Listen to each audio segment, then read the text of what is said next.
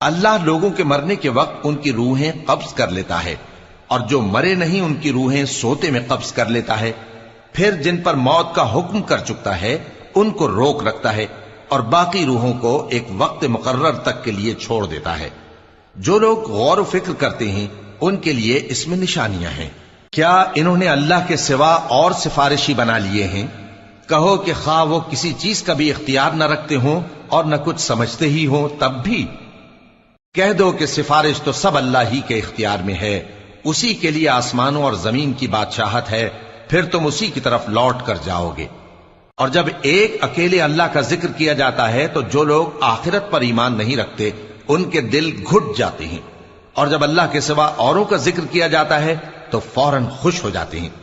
कहो कि ऐ अल्लाह, ऐ आसमानों और जमीन के पैदा करने वाले, पोशीदा और जाहिर के जानने वाले, तू ही अपने बंदों में